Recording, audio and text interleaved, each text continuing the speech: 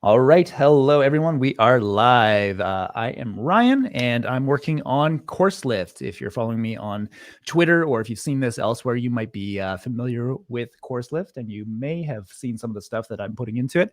CourseLift is at CourseLift.com, and basically the gist of it is CourseLift is a course hosting platform. It's kind of giving you everything that you would expect, like hosting your videos, hosting your content, processing payments, all that sort of thing. But it goes a step further in giving you a total kind of comprehensive marketing plan for your course launches. So the benefit here is, and if you're a course creator, you may know this, that one of the hardest parts of doing well with a course launch is the marketing that goes into it. And what I found in my experience as a course creator to be the best scenario is for you to be dripping out free content and providing value to your audience and building up your audience over the course of time, much before your course launch takes place. So the idea with CourseLift is that you're going to get a comprehensive marketing plan along with course hosting and along with payment processing and all of those other things that you would expect to set yourself up for a really good course launch. So that's the idea. It's going to give you all sorts of tools that you need to build your audience and market to them and to ultimately make it a really good outcome for yourself. Fingers crossed, a really good outcome for yourself for any course launch that you do. So that's CourseLift, and I'm working on this right now. This is in development. It is not out into the world quite yet, but we are getting close to shipping the very first phase. And as part of shipping that first phase, one of the features that I've got to build into it is handling custom domains. So if you've used any kind of product where it's like you get some kind of custom experience that should be at your own domain, you've probably seen how you have to like add in a domain record to the application that you're using, and then maybe add in a record in your DNS for your domain to line those things up. And so that, as a developer, can be a little bit of a tricky process. And thankfully, I am joined today by Carter. Carter is the developer behind Approximated.app, which is a service that helps with this very thing. So instead of you having to do a lot of that manual work as a developer to set up proxies and that sort of stuff, Approximated gives you what you need to make it very simple. So welcome, Carter. Thank you for joining me today. I really appreciate you being here. I appreciate the service that you've made, Approximated. And why don't you tell us a little bit about yourself and what Approximated is beyond what I've just said, and kind of your motivations behind creating it. Yeah, for sure. Happy to help. So I'm Carter. I've been building all kinds of software apps for years, and one of the issues that I ran into over and over was this issue of adding custom domains, custom subdomains to any app that I was making. And when I looked at the options out there, a lot of them were either they needed enterprise plans, or you had to kind of switch everything over, all of your DNS, all of your customers would have to change their name servers, that kind of thing.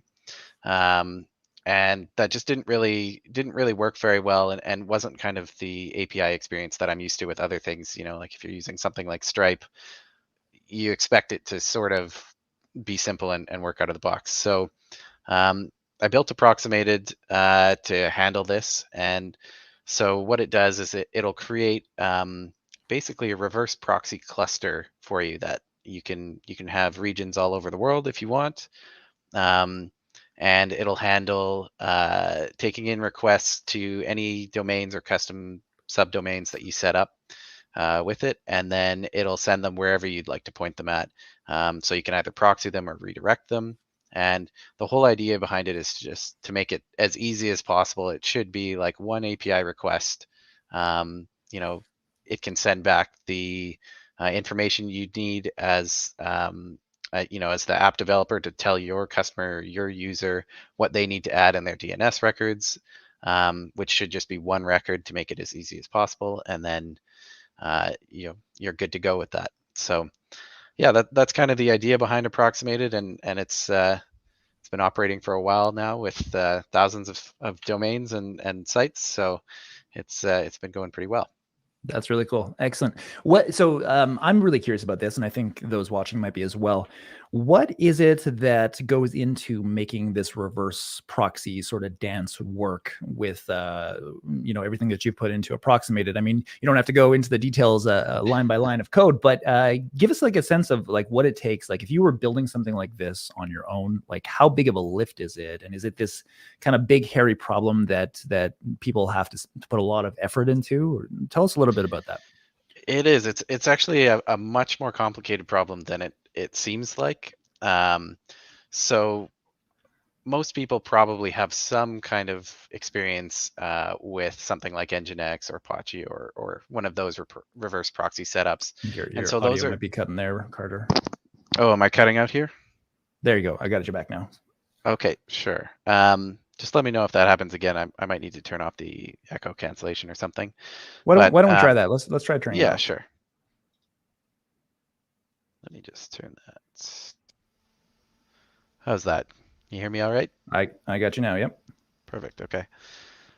So if you're familiar with Nginx or Apache or one of those reverse proxies, um, a lot of people have set up like one domain. Maybe they've even set up like a wildcard subdomain sort of thing. They've used it with Let's Encrypt. Um, the thing is, for instance, Let's Encrypt has rate limits, like a weekly rate limit of I think 25 domains a week. So if you're like a big service and you need to add a lot of domains per week, that's just not going to work. Right. There's also just the issue of automating that can get really tedious and difficult because they're not built to do that really. They're not built to be updated on the fly, the reloading, all of those things. Like as you add more domains in, it gets more and more complicated. That's why services like Cloudflare, for instance, they have they use Nginx or at least a customized version of it under the hood. At least that's from what I understand. And I think they have to customize it pretty heavily to handle the amount of custom domains and things that they do. And a lot of it is actually handled on their side through their DNS instead. So when you set up with something like Cloudflare, most of the time you have to actually switch your whole name server over to the provider so that they can Okay. handle everything. Yep. So with Approximated, one thing that it does is it provides you with an Anycast IP address. So that's one IP address that will go to the nearest edge node of Approximated anywhere in the world. So it'll be the nearest edge node that you the user, are nearest to. Right. And so that was a whole massive system that kind of had to be built out where we need to maintain basically virtual machine edge nodes in every different region that are all ready to handle your requests. And with Approximated, you get your own cluster, so the IP is your IP. It's not shared with anybody. Most other services, that's all. They share the same servers, the same IPs, Right. those kind of things, and then they handle it on a domain by domain basis. So with this one, it's your own cluster. And so managing that, handling the SSL automation, but there's also a lot of other things that go into it, like monitoring for uptime and SSL expirations, any issues. And part of it is I when think your you audio's have cutting there. Again, maybe give your cord a jiggle. There you Oh, go. this is wireless, so hopefully it's fixed now. But so if you have basically if you have a service that has users that want to add their custom domains, you don't have control of their DNS. You don't have control Right. of their domains. So you don't know when they're actually going to point the DNS records, Right. which is a huge issue with this kind of stuff.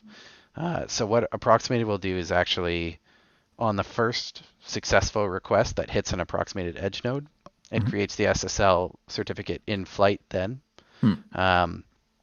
So there's no like, okay, check back later and verify that you've connected, that your DNS is propagated, all of that stuff. It'll just handle it on the very first request. So there's no delays, nothing like that. Yep. and it's the least amount of work for you, the developer, and for your users. So Excellent.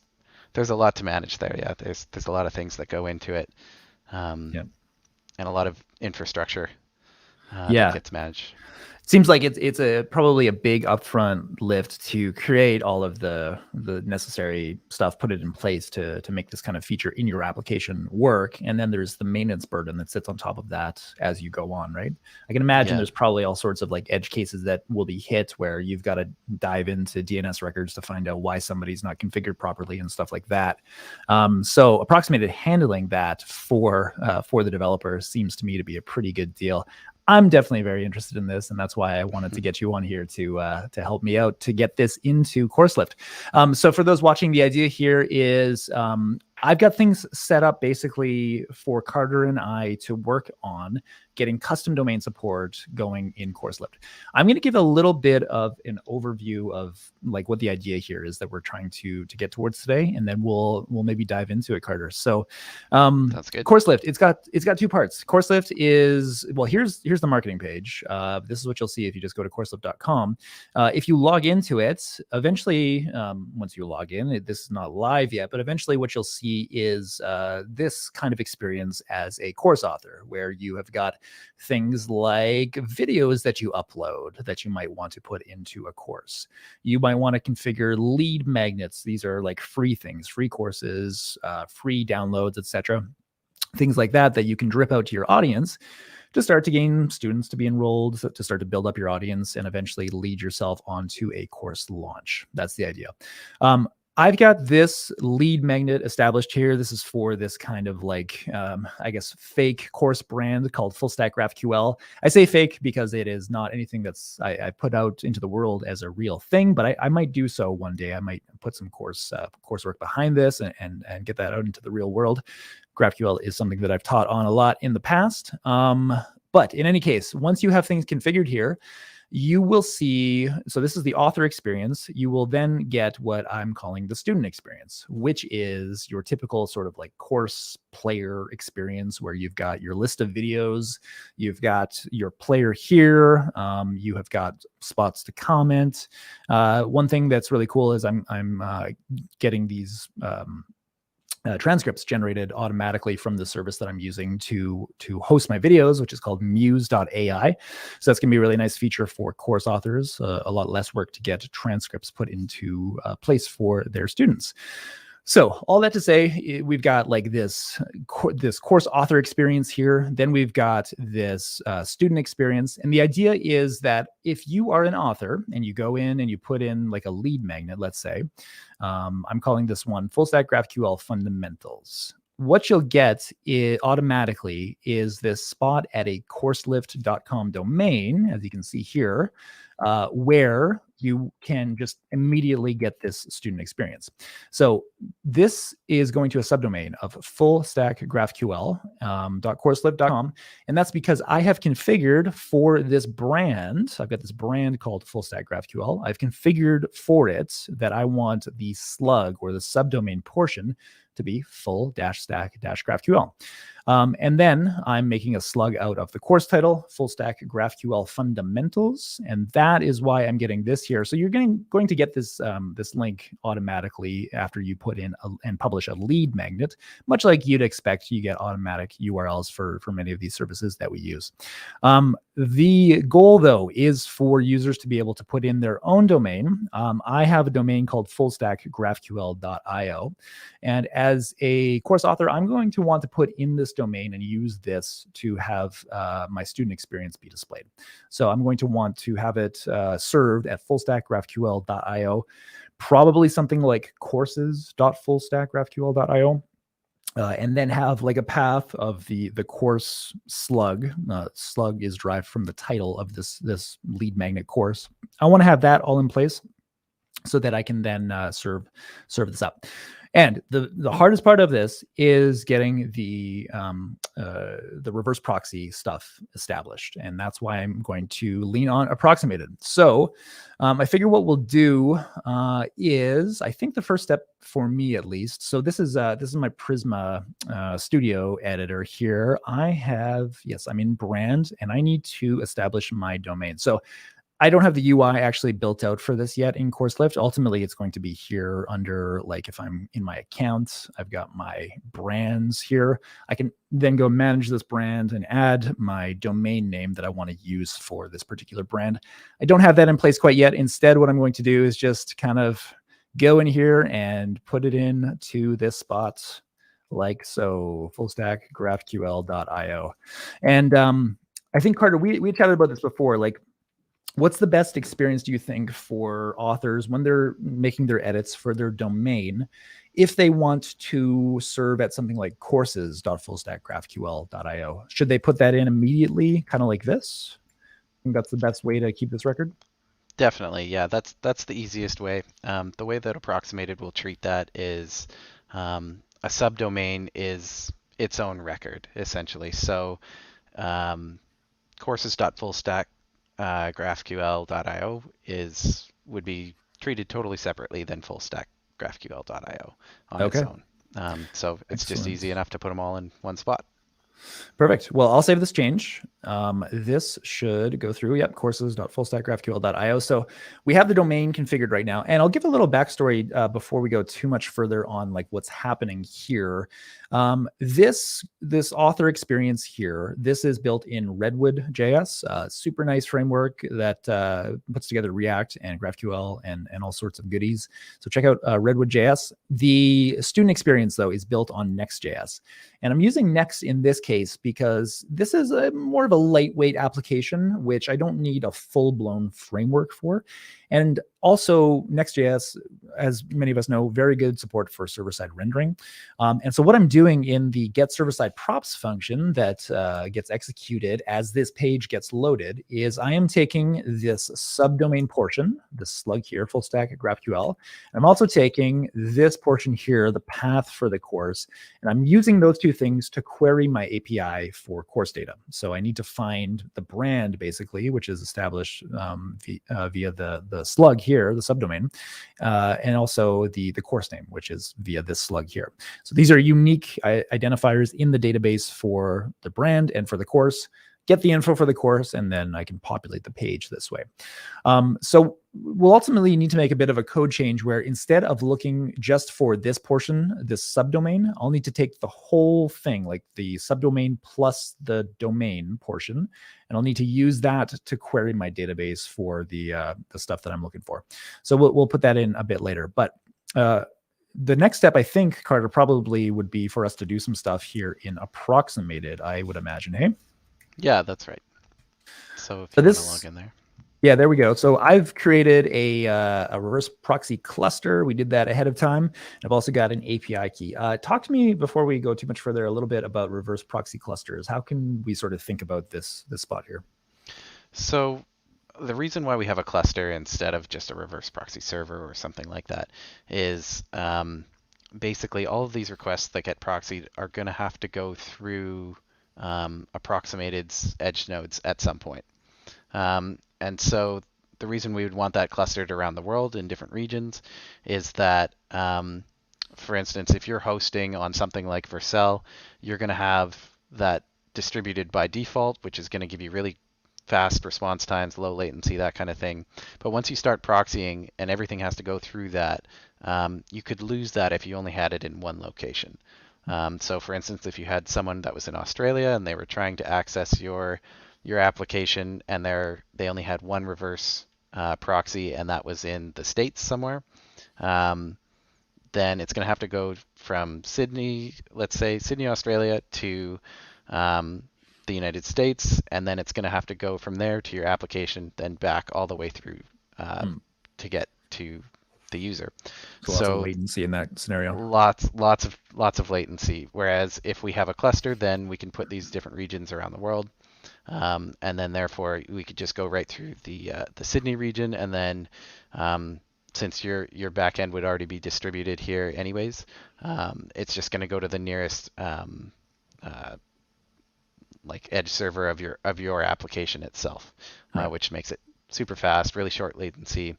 And it gives us some nice benefits as well because if there were any issues with any like hardware or like data centers around the world, it can automatically redirect that traffic to a different edge node. And so let's say that there's something going wrong in Australia, well then it can switch over to a backup in Japan or Right. somewhere else nearby. Cool. Um, yeah, Excellent. And then, okay, so we got our cluster. We got a dedicated IP address. This is, this, I think you said before, this is just for, in this case, CourseLift. Is that correct? that's right. Yeah, that's your IP. Okay, Nobody awesome. else uses it. So dedicated IP, that's perfect. And then we've got an API key here that was generated before, which I won't reveal here in case somebody tries to steal it, but we'll pick that up when we need it. What then, Carter, is the next step? So the next step here, normally we would have this built into your application itself, so it would make an API request. Something we could actually do is create it through the dashboard first here, just so that you can kind of see what it would look like. The other benefit of that is it'll actually convert it on the fly to a JSON object that you can see. So if you click on create up in the top right there, so that'll pull up. This is all you need to fill out for fields. Okay. So we have a couple of options. Proxy, you can choose proxy or redirect. So if you don't want it to basically mask the end result, you'd rather have it just do like a 301, 302 redirect, something like that, you can do so, Okay. which is handy for, like a www subdomain, that kind of thing. Right. Okay. And then your incoming address, that would be your custom domain, basically. So in this case, fullstack graphql.io. Without the subdomain in this case. In this case, do we want this at courses.fullstackgraphql.io or just the plain? Why don't we? Domain? Well, I guess for the sake of simplicity, I suppose for the stream, should we put it just at fullstack GraphQL or would courses be okay? It should work totally fine with courses. Either way, it'll work the same way. Yep. Do that then. Right. Perfect. And then your target address would just be wherever you want to send that to. So in this case, I think it would be your URL, CourseLift.com, and then, or sorry, it would also include the subdomain there because your app is checking that subdomain, right? The full stack GraphQL. Right. So yes. Okay. So the scenario here is this is already being served at fullstackgraphql.courselift.com. So what we want to do is pull out this piece. Yep. We want to use this as our target subdomain, I would assume. That's right. Yep. And so then this is where things can get a little bit tricky because Approximated can proxy to a specific path. So you have yours on /courses. Right. And then you have the course name there as well. So it depends on how you'd like the user to load this. Do you want them to have to put in the /fullstackgraphql as at the end of their path? The course slug like this, you mean? Yeah. Do you want to have that slug that has to be in the custom domain as well, or do you want it to just avoid that entirely? Sorry, I think there's a garbage truck outside. If there's any extra noise. Oh, it's okay. Let's think about it. Basically, the way that it will work is like this will be. We're going to need something here so that we can identify which course is being pointed to, because there will be scenarios where the same brand is going to have multiple courses. And in fact, what eventually there will be here is some kind of index page. Like if you took this out, there would be some kind of index page showing you the list of courses. So we do need that as an identifier to be there. I guess to your question, though, I suppose like what ultimately is the question? Is the question of whether we ultimately we're going to be creating these records that we're doing here via the API? Right. Is the question whether we include like this bit in our target address? Or if we handle that some other way? Well, yeah. What we're wondering here is whether we want the end user, someone who's a customer of this course, like a student, Right. whether they would need to put in full stack graphql.courselift.com slash, full stack graphql, or if that's just implied by the subdomain, like if that just takes them right to the course. So yes, to answer that, they'll need to go to courses slash Okay. slash the slug, essentially. Okay, sure. So then I think you can actually just leave it as is on Approximated there if you go back to the target Okay. address. So if you have it just this way, and then they put that in after, that'll work totally fine. Okay. So with the target port there, this is something that's probably going to get updated at some point to be a little bit more automatic, but you're going to want to set yours to 443 because you're already serving the target over SSL. So otherwise, it'll kind of get stuck in a redirect loop there. Gotcha.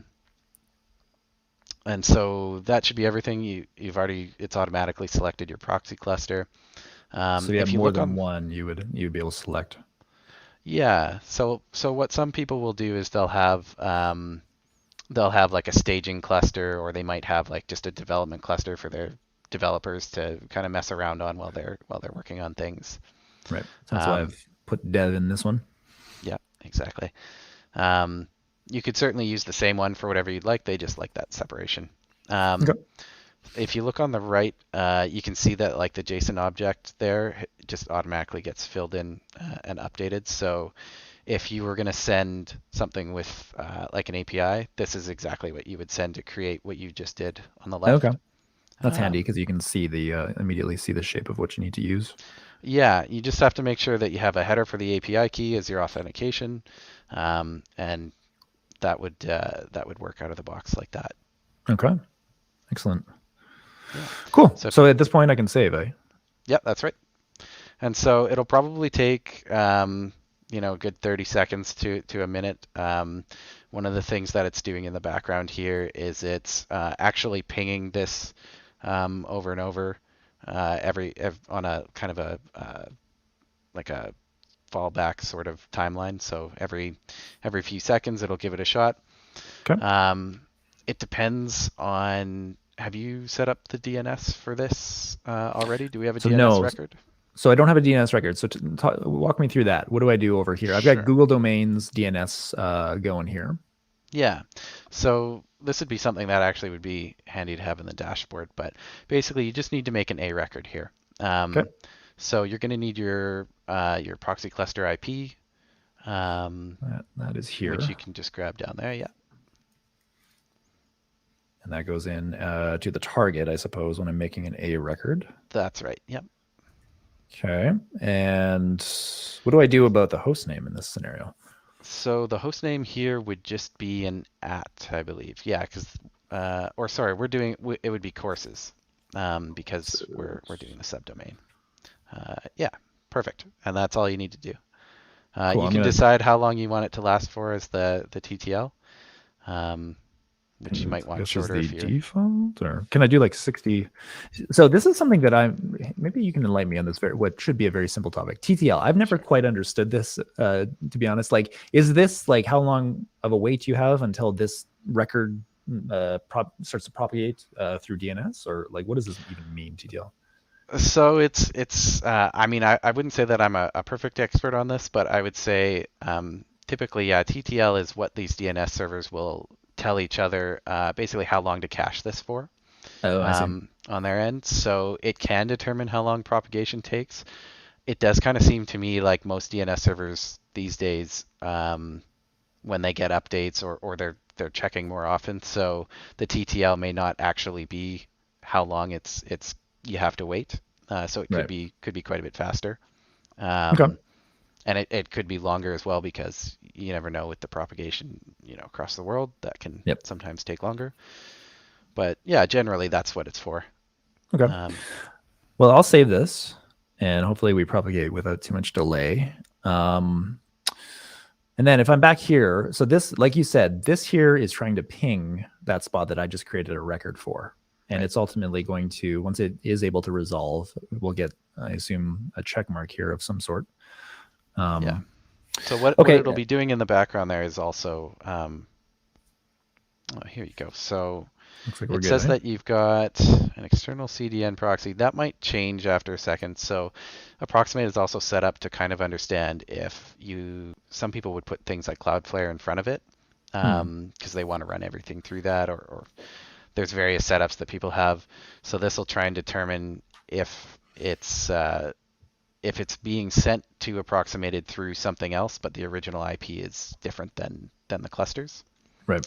Um, so this might be if you had this set up on any other DNS record, it could also be picking that up early before the other one Hmm. is propagated. So it just depends.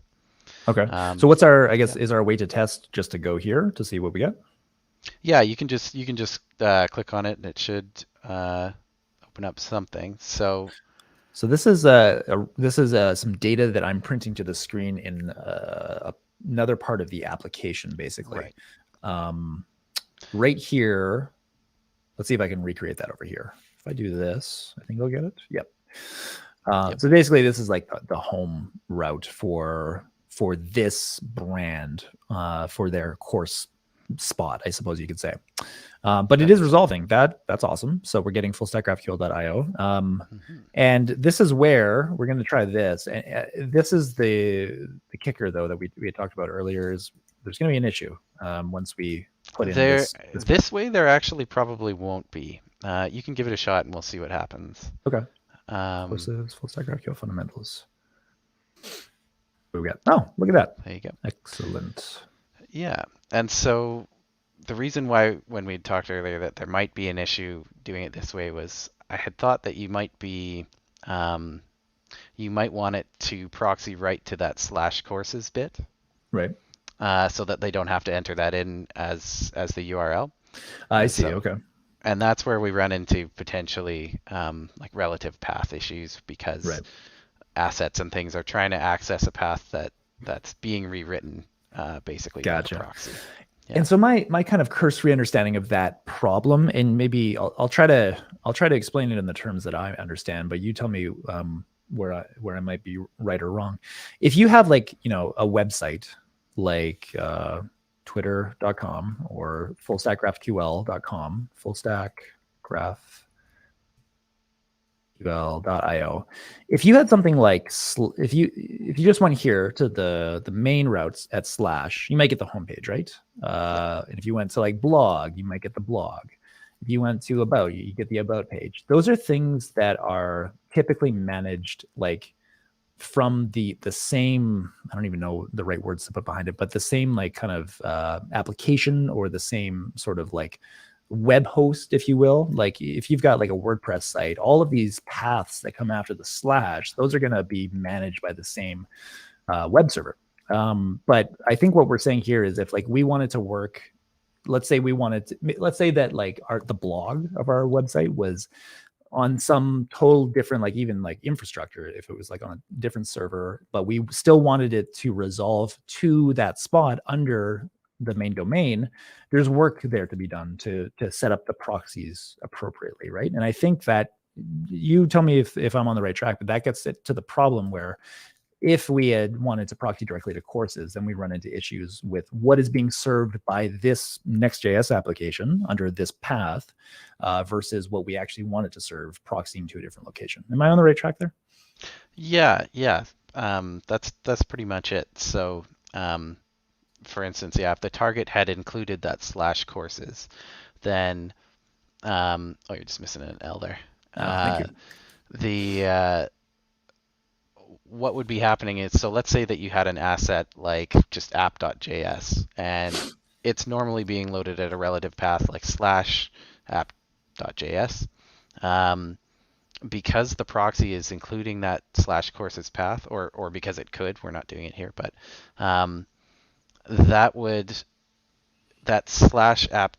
/app.js would really be going to CourseLift.com/courses/app.js, and you probably Gotcha. don't have app.js available at that route. Mhm. Um, and so there's a bunch of different things you can do to handle that. Some people will make that an absolute path, and then you have to just allow it in cores, which can be its whole thing. I know lots of people don't like working with cores if they can avoid it. Right. I've seen people they just symlink that inside the path. So if they're doing like a static file website, It's that's up just there. files in a folder. Oh, sorry, am I breaking up? See the back. How about now? Yeah, can you hear me okay? Still out. Uh-oh. There you go. Let me see. I hear you now. There we go. Okay. Um, so let's say you had a static website service that has files on a server and it just goes by folder. Some people will do like a symlink there, and they'll just symlink their whole assets folder to uh, the end user's custom website folder. Mhm. Um, there's a bunch of different ways that you can go about it, but generally, if you can avoid adding the path in, then you don't have to handle any of that because it's all just loading a host name. Right. So there's no redirecting issues. It just kind of works out of the box, which is really nice. Gotcha. Okay. That's excellent. Cool. We do have a question from Danny. Danny, I know from the Redwood JS world, and he's wondering about CNAMEs here. Just curious how what you're setting up is different to using a CNAME. And I know that, and so we had talked about how CNAMEs might be an option that you can work in with Approximated. So maybe talk a little bit about CNAMEs and just this world of how what we're doing is a bit different. Yeah, for sure. So you absolutely can use CNAMEs. The difference between a CNAME and an A record is that an A record can take an Apex domain, so that would be like fullstackgraphql.io, just all on its own, no subdomain, um, and pointed at an IP address. But A records can't point at another URL, or at least it's not proper DNS, and there are a lot of DNS servers that just won't handle that for you if you tried to do that. So you couldn't point an A record for full stack GraphQL at I don't know, google.com or something like that. It just wouldn't accept that as proper DNS. Whereas a CNAME would always be the proper DNS for it would be always using with a subdomain. So if you want to be able to offer custom domains that don't require www or some other subdomain, then you have to be able to offer an A record, or in some cases, some DNS providers have something that's called, I think it's called an alias record, and it's basically under the hood, it's doing some kind of shenanigans that make it work where you can point a URL or a host name at another URL, and it'll figure it out. Gotcha. But a lot of providers out there don't offer that, so it's not really a good option for like CourseLift. It wouldn't be a good option because you don't know if your users will have that option available to them. Got it. And so, yeah, you could definitely use a CNAME here. One thing that I've recommended in the past is so like CourseLift could have its own CNAME that's like just like I guess course endpoint or something, course Right. endpoint.courselift.com, and then that's where you could tell people to point their CNAMEs to. But then they're limited to only using a subdomain with theirs.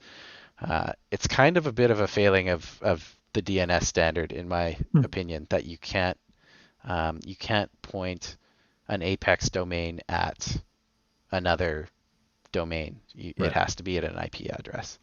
Interesting. But yeah, you could definitely use the CNAME with these things. I just recommend the A record out of the box because it's the easiest. Yep. And they're typically very fast to propagate and that kind of stuff. So it's easy and speedy. Gotcha. Okay. Excellent. Well, yeah, from my perspective, like a lot of the things we were worried about having to take care of earlier, there are a couple of them, right? Like dealing with resolving assets. That seems to not be an issue now. There's also, based on the way that we've set it up, there's not actually any work that I've got to do behind the scenes to serve the course content as I want to. So I think like I'll just recap what we've done essentially, and then we'll just solidify like what I've got to do to finish out this feature ultimately. over here in Prisma Studio, I put in this domain for my brand. A brand is like think of it like an account almost in CourseLift. As an author, you can have many brands. I might teach about GraphQL, but I also might teach about Prisma and other things, and I want those to sit underneath different brands. So I am going to have different brand records under my account, and I'm going to select a domain for each that I want them to be served at. And this is part of this is stuff that I've got to go and work into the UI, but ultimately there's going to be a spot for the user to put in the exact domain for where they want their stuff served. Then, because I'm serving, this is just a matter of course, I'm serving up fullstackgraphql.com. So this is the slug for the brand that they get automatically when they create their brand. CourseLift.com / their course path. All of that just comes automatically for the user. That's going to be there. Because that's the case, and because we are pointing, again, this is all going to be done via the API, but because we're pointing an exact sort of subdomain and full domain at that spot, therefore we are basically going to have everything resolved just as we would expect it to, as soon as our DNS propagates and we then get our courses.fullstackgraphql.io domain available. So it seems to me there's not really anything under the hood that I've got to rework, but help me with a bit of a sanity check there. Am I on the right track there?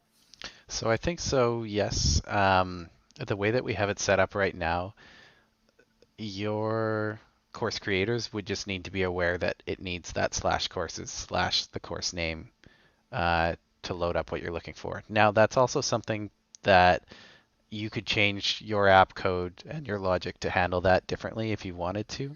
Right. So that's just the way it is right at this moment. And it does kind of sound like, at some point you'll have like that /courses might take you to a list of courses that are within the same brand, but different Right. course options. And so that would all work out of the box. But yeah, that's the only major hurdle potentially as it is right this second is you just need to know that it needs that extra path. Okay. And again, you could change it anytime. Awesome. And then so let's think about the workflow once I go to, like, we've done everything through the approximated UI here, but the workflow from my end that I need to build into my backend is when someone adds what step will this be? When someone adds a domain for their brand, I will then make an API call using my API key to Approximated to say, take this domain that the user has put in and point to the CourseLift provided spot, the CourseLift.com domain where their course experience, their student experience will live. I know that value ahead of time, and I'm going to know this value from the user once they put it in. So much like we did up here when we created this, the incoming address we said was going to be, this will be the CourseLift.com. Right? So the incoming would be the custom domain. Sorry, the custom, right? So courses dot full stack graphql.io. That's what we were going for. So that will be provided by the user, and the target then is going to go to what we had before, right? That's right. Yeah. Target, I'll know those two values. I'll be able to set port 443, choose my cluster, and that's all the data that I need to create the record via the API. So essentially, once the user, let's think about the user interface. Once they put in their custom domain, I just need to display a message that says go over to your DNS settings and add this record in, and I'll provide the details of the record, which will include the IP address of the cluster. That's right. Yep. And then they go and add it in, and boom, they're basically set up to go. So that seems very simple. That is much simpler than I thought this was going to turn out to be. So that's excellent. Yeah. So Approximated can also, it does return a message that you could pass on to the user if you want. It's pretty generic because it's got to handle lots of different use cases, but it'll return the IP address for the proxy cluster and kind of just explain that they need to create an A record. So just to help people out of the box get something going really quickly. But yeah, most people will customize their message for that. Okay. Yeah, and this is Excellent. it's just a simple post request to the API route with, those 4 fields. Right here is the spot to hit API That's vhost. right. Okay, That's right. that is awesome. There is one undocumented feature that I'll have to document soon, but if you want to automatically handle the www redirect, Mm-hmm. there's one more field that you can put in there that's I'll have to send it to you after this, but I think it's www or it's redirect www. Okay. You just set that to true, and it'll create an extra virtual host for you on here Okay. that redirects the www to your target. Cool. Okay. And then that'll just handle it automatically and nice and easy. Excellent. That's good news. Mm-hmm. Okay. Sweet. Well, I mean, this was simple. I think this is going to be awesome.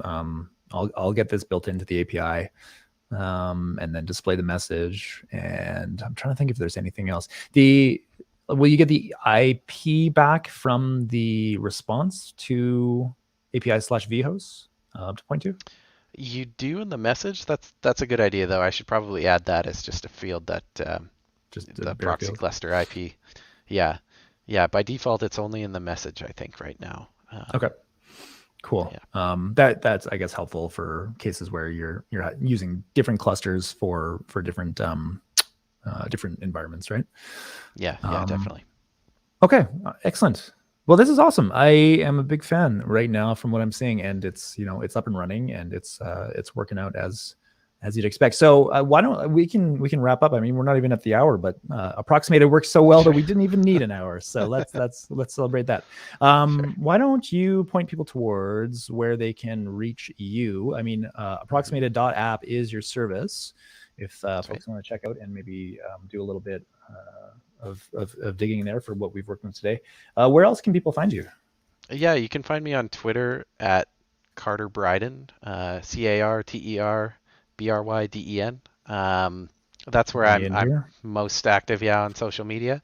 Okay. So you can check that out. I have a podcast where I just kind of very occasionally talk about building things like this. Okay. Indie Elixir. That's right. Yeah. If you're an Elixir developer, I talk about Elixir things. That's what this is built in. Cool. But yeah, that's probably the best place to find me. And if you ever have any interest in Approximated, you can also just send an email to Carter@Approximated.app, and I'll be happy to get back to you and work with you for whatever you might need. Awesome. That is great. Well, this has been super awesome, Carter. Thank you so much for helping me out with this and coming on the live stream to talk about it. It's really also cool to hear about your your motivations for building it and kind of the story of Approximated. So that's awesome. I really appreciate you coming on.